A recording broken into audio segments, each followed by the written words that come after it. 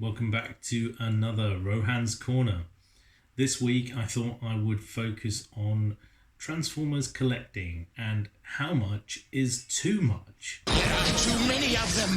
Too many! And what I mean by that is how many Transformers or how much money is too much per month for collecting. I mean, is it £100 a month? Is it £1,000 a month? Is it 5 Transformers? Is it 20 Transformers a month? I've seen some discussions on TF UK recently about trying to restrict the purchasing down to like 1 Transformer a month or something along those lines. And sometimes it works and sometimes it doesn't. And we're in the golden age right now of Transformers collecting.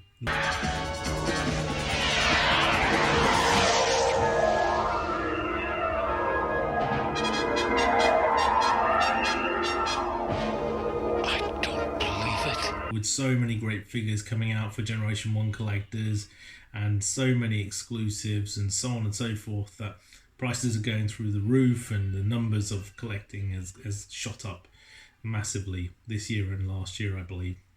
Your loyalty is beyond question.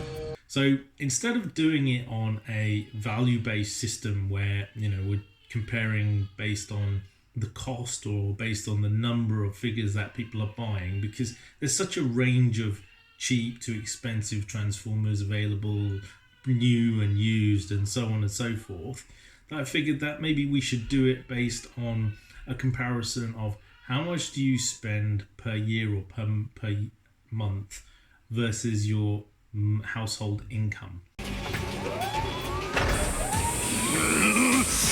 And therefore you get a good understanding as a percentage. Am I spending 10% of my household income? Am I spending 2%, 1%, 0.01%? And give you a more high-level view of what your spend is really like. So based on that, let's do some man maths and find out the truth. But be careful, don't tell anybody else. I'm expecting something. And so a couple of calculations later, it's pretty simple really. I've just added up all my incoming costs for Transformers purchases for 2019 over the course of the year. Added them all together, give me my grand total. Doesn't make for nice reading. And then divide that by the annual household income. And in 2019, I spent 2.02% of my household income on plastic crack. Ordinarily, I'm not much for hunting, but I'm declaring open season on robot birds! Now, some of you may think that's actually quite a high number. Some of you may think that's not. I have to say in 2019, I had increased my purchasing by buying a lot more of the Siege line, but also by getting into the Legends area quite seriously. So quite a few MFT purchases, Magic Square purchases. You second-rate clones aren't even worthy to breathe my exhaust fumes. I think overall it looks like I had 38 purchases throughout the year. That doesn't equate to 38 items, but it was a reasonable year, I'd say. It was an increase on 2018, but if I go on to 2020 and I look at what I've spent so far, and obviously we're only in October, so I've converted this into a 12-month period and then calculated it on a monthly as you'd expect.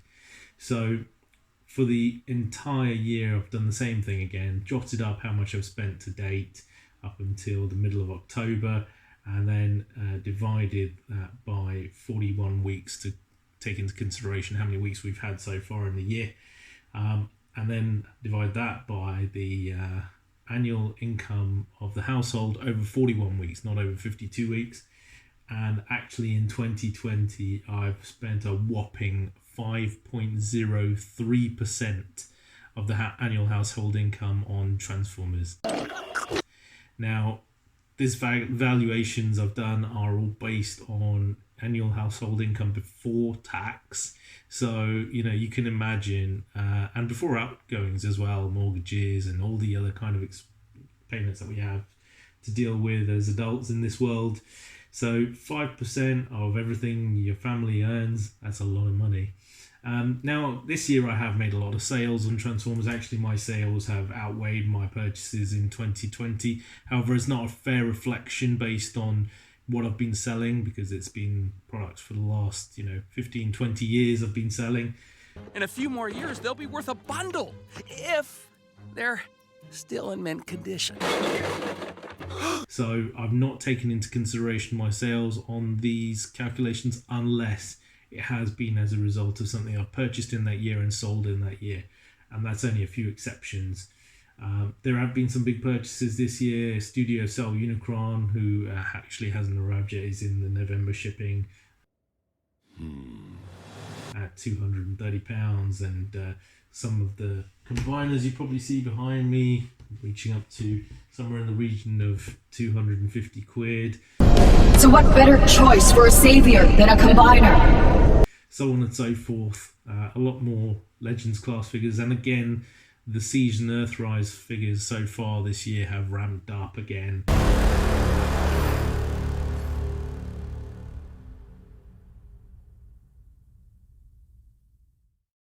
And I expect 2021 to be similar, to be honest with you. With Kingdom looking the way it is, I'll be getting at least all the G1 figures from that line, so 50% of that, probably on par with 2019 in terms of what I did with Siege. But then add on to that Studio Series 86 and all the great movie figures we've been seeing leaks of this week to match. That'll probably bring me up to the level of 2020. And then on top of that, third-party figures, Legends and Masterpiece and whatever else catches my eye. It's going to be an eye-watering year. Get all the toys! So, what do you all spend? How much are you actually spending in terms of your percentage of your annual household income? I dare you to work it out and let us know. You dare to return empty-handed? No. For another week, this has been Rohan's Corner. All the best. Back to the studio.